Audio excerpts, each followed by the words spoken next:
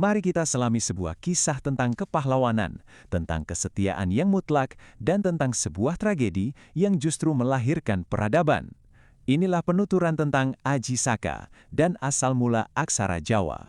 Kita kembali ke masa lalu, jauh sekali di tanah Jawa. Di sana tersebutlah sebuah kerajaan yang sebenarnya makmur, tapi rakyatnya hidup dalam ketakutan yang mencekam. Karena di singgasananya duduk seorang raja yang luar biasa lalim. Dia bukan cuma seorang penguasa, tapi dia adalah sumber dari mimpi buruk seluruh rakyatnya. Namanya Prabu Dewata Cengkar. Sebuah nama yang kalau diucapkan, rasanya langsung membawa hawa dingin kematian. Kenapa? Karena sang Prabu ini punya satu kebiasaan yang, terus terang, sangat mengerikan.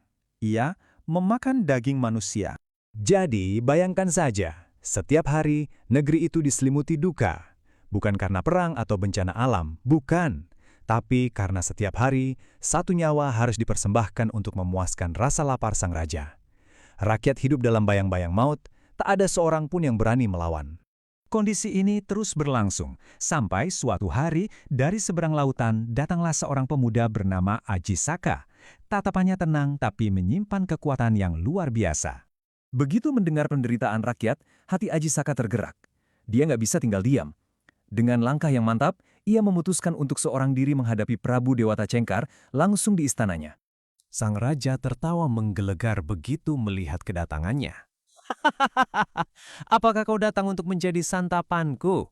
tanyanya, benar-benar meremehkan pemuda di hadapannya. Tapi Aji Saka sama sekali tidak gentar. Ia menjawab dengan sangat tenang. "Hamba akan menyerahkan diri, wahai Prabu. Namun sebelum itu, izinkan hamba meminta satu hal saja." Dan permintaannya ini, kedengarannya sederhana banget, bahkan konyol. "Berilah hamba tanah seluas kain ikat kepala yang hamba kenakan ini." Sang raja tentu saja tertawa terbahak-bahak dan dengan mudahnya menyetujui permintaan itu.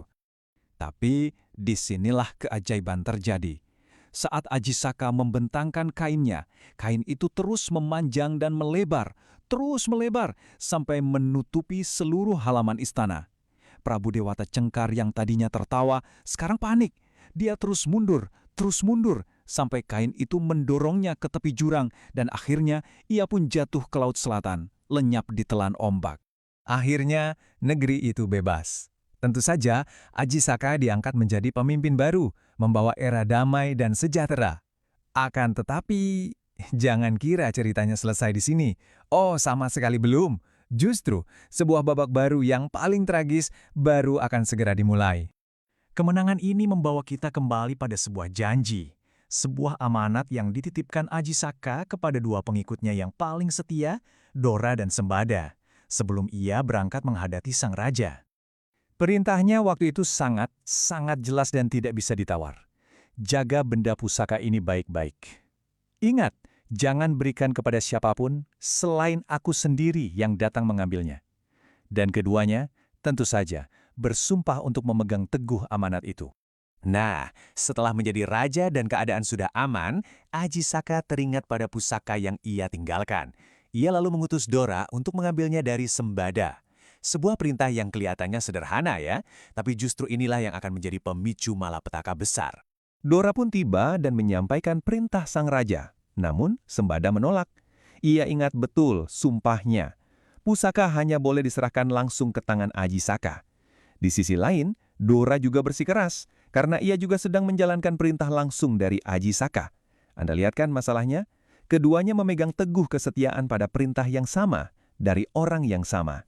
Situasi yang benar-benar mustahil. Tak ada yang mau mengalah, dan memang tidak ada yang salah di antara mereka. Keduanya benar dalam kesetiaan mereka. Perdebatan sengit pun tak terhindarkan, dan akhirnya berubah menjadi pertarungan yang dahsyat. Dua sahabat, dua abdi yang setia, terpaksa saling beradu senjata demi sebuah sumpah. Pertarungan itu berakhir dengan cara yang paling tragis, karena keduanya sama-sama kuat, sama-sama teguh pada pendiriannya, dan akhirnya keduanya tewas, saling membunuh demi menjaga amanat junjungan mereka.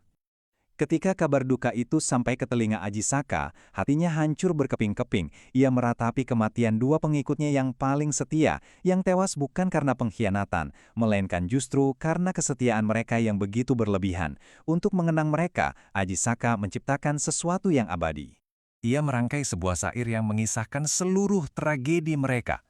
Hana Caraka, yang artinya ada dua utusan. Data Sawala, mereka saling berselisih.